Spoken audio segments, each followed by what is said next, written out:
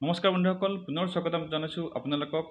আজি এই ভিডিঅ'টোত এনআৰচি ৰিলেটেড এটা বিগ আপডেট মই আপোনালোকক জনাবলৈ ওলাইছোঁ। কিন্তু ভিডিঅ'টো আৰম্ভ কৰাৰ আগত আমাৰ অসমৰ মুখ্যমন্ত্ৰী ডাঙৰীয়া ডক্টৰ হিমন্ত বিশ্ব শৰ্মাই ৰিচেণ্টলি সদনত দিয়া এটি ভাষণৰ সৰু ক্লিপ আপোনালোকে চাই লওক। উচ্চতম ন্যায়ালয়কো কৈছোঁ, ভাৰত চৰকাৰৰ লগতো আমি কথা পাতিছোঁ যে অসমত এনআৰচিৰ পুনৰীক্ষণৰ এটা আমাক সুবিধা দিব লাগে। যে এই এনআৰচিখনত সেই সময়ত বহু লোকে আৰু পৰৱৰ্তী সময়ত তাৰ বহু তথ্য প্ৰকাশ পাইছে যে বহু লোকে ডক্টৰ হিমন্ত বিশ্ব শৰ্মা ডাঙৰীয়াই কৈছে যে তেওঁলোকে উচ্চতম ন্যায়ালয়ত আবেদন জনাইছে আৰু চেণ্ট্ৰেল গভৰ্ণমেণ্টৰ লগতো আলোচনা কৰিছে যে অসমত ৰিভেৰিফিকেশ্যন অৰ্থাৎ এনআৰচিৰ এটা ৰিভেৰিফিকেশ্যন হ'ব লাগে। এনআৰচিত নিজৰ নাম বিভিন্ন উপায়েৰে তেওঁলোকে নিজৰ নাম অন্তৰ্ভুক্ত কৰিছে। একে নামৰ সুযোগ লৈ বিশেষকৈ যদি ক'ৰবাত কাছাৰত কোনোবা এজন বাপেকৰ নামৰ লৈতে এটা মানুহ আছে, মই কামৰূপত আছোঁ, পুত্ৰ আৰু পিতৃৰ মিলন হৈ গ'ল। এই ধৰণৰ বিভিন্ন কথাৰে তাৰমানে এখেতে এইটো কথা কৈছে যে আমাৰ যিবিলাক লিগেচি ডাটা আছিলে সেই লিগেচি ডাটাসমূহ আমাৰ মিছ ইউজ কৰিছে, বহুত মানুহে মিছ ইউজ কৰিছে, হয়তো তেওঁলোকে জানি বা অজানিতে। মানে যিহেতু লিগেচি ডাটাত অকল পূৰ্বপুৰুষৰ বাপেকৰ দেউতাকৰ নামহে থাকে, গতিকে ধৰক মোৰ নাম এক্স, মোৰ দেউতাৰ নাম ৱাই, আৰু আপোনাৰ নামো জেড, কিন্তু আপোনাৰ দেউতাৰ নামো ৱাই। গতিকে মোৰ দেউতাৰ নাম আৰু আপোনাৰ দেউতাৰ নাম যেতিয়া ৱাই হৈ গ'ল, গতিকে সেই আপোনাৰ লিগেচি ডাটাখন ময়ো ইউজ কৰিছোঁ। এনেকুৱা বহুত কেছ অলৰেডি ধৰাত পৰিছে। গতিকে ডক্টৰ হিমন্ত বিশ্ব ডাঙৰীয়াই এই কথাটো এই ভিডিঅ'টোৰ জৰিয়তে উল্লেখ কৰিছে। আনকি ট্ৰিব্যুনেলত ডিক্লেয়াৰ্ড ফৰেনাৰ্ছো এনআৰচিৰ ভিতৰত নাম অন্তৰ্ভুক্ত কৰিছে। আমি উচ্চতম ন্যায়ালয়কো কৈছোঁ, ভাৰত চৰকাৰৰ লগতো আমি কথা পাতিছোঁ যে অসমত এনআৰচিৰ পুনৰীক্ষণৰ এটা আমাক সুবিধা দিব লাগে। আমি তেওঁলোকক কৈছোঁ যে 20% নাম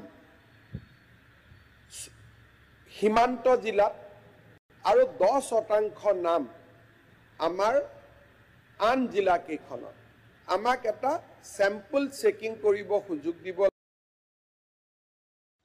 তাৰমানে অসমৰ যিকেইখন বৰ্ডাৰ ডিষ্ট্ৰিক্ট, যিকেইখন বাংলাদেশৰ লগত আপোনাৰ বৰ্ডাৰ শ্বেয়াৰ কৰি আছে, সেইকেইখন ডিষ্ট্ৰিক্টত মেইনলি 20% ভেৰিফিকেশ্যনৰ কাৰণে আবেদন জনাইছে, আৰু যিবিলাক নন বৰ্ডাৰ ডিষ্ট্ৰিক্ট যেনেকৈ ভিতৰৰ ডিষ্ট্ৰিক্টবিলাকত 10% ৰিভেৰিফিকেশ্যনৰ কাৰণে অসম চৰকাৰে আবেদন জনাইছে।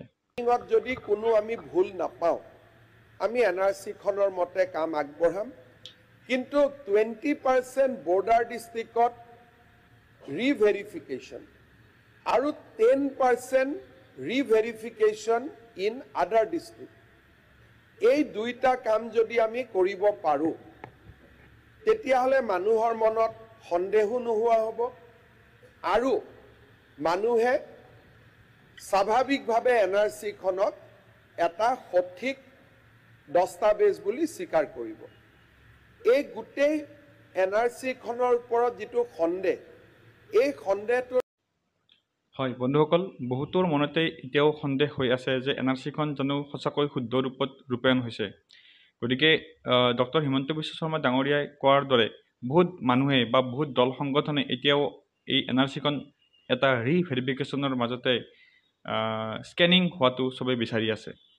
নহয়, আনকি সদৌ অসম ছাত্ৰ সন্থা আৰু আন সংগঠনসমূহে অন ৰেকৰ্ড তেওঁলোকে জনাইছে যে এনআৰচিৰ প্ৰক্ৰিয়াত আমি সম্পূৰ্ণভাৱে সন্তুষ্ট হ'ব পৰা নাই। গতিকে ৰাজ্য চৰকাৰে আমাক এখন সম্পূৰ্ণ শুদ্ধ ৰাষ্ট্ৰীয় নাগৰিকপঞ্জী প্ৰস্তুতকৰণ কৰি আমাক দিব লাগে।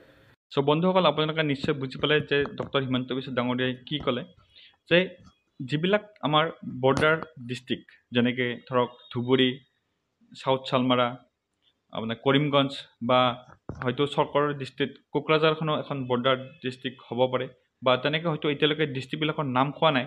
এইটো এটা ধাৰণাহে কৰিছোঁ মই যে এইবিলাক ডিষ্ট্ৰিক্ট হয়তো বৰ্ডাৰ ডিষ্ট্ৰিক্ট হ'ব পাৰে আৰু এইবিলাক ডিষ্ট্ৰিক্টত 20% ৰিভেৰিফিকেশ্যন কৰা হ'ব অৰ্থাৎ সেই ডিষ্ট্ৰিক্টখনত যিমান মানুহৰ নাম NRCত ভৰোৱা হৈছে ধৰক 100জন মানুহৰ নাম সেই ডিষ্ট্ৰিক্টত সোমাইছে NRCত সেই 100জনৰ পৰা 20জনৰ নাম ৰিভেৰিফিকেশ্যন কৰিব আৰু সেই 20% ৰিভেৰিফিকেশ্যন কৰাৰ সময়ত যদি তাত কোনো গাফিলতি নাপায় কোনো যদি ভুল নাপায় তেতিয়াহ'লে সেই বৰ্তমান যিখন NRC আছে NRC লিষ্ট তৈয়াৰ কৰিছে সেই NRC লিষ্টখনকে অসম চৰকাৰে ফাইনেল লিষ্ট বুলি ভাবি ল'ব আৰু যিবিলাক নন বৰ্ডাৰ ডিষ্ট্ৰিক্ট আছে তাত 10% ভেৰিফিকেশ্যন হ'ব চ' 10% verification in non border district আৰু 20% ভেৰিফিকেশ্যন ইন বৰ্ডাৰ ডিষ্ট্ৰিক্ট 20 আৰু 10% ৰিভেৰিফিকেশ্যনৰ সময়ত যদি আকৌ কিবা ভুল পায় তেতিয়াহ'লে হয়তো 100% ৰিভেৰিফিকেশ্যনো হ'ব পাৰে আৰু যদিহে নাপায় তেতিয়াহ'লে এই লিষ্টখনকে ফাইনেল লিষ্ট বুলি মানি ল'ব বুলি ডক্টৰ হিমন্ত বিশ্ব ডাঙৰীয়াই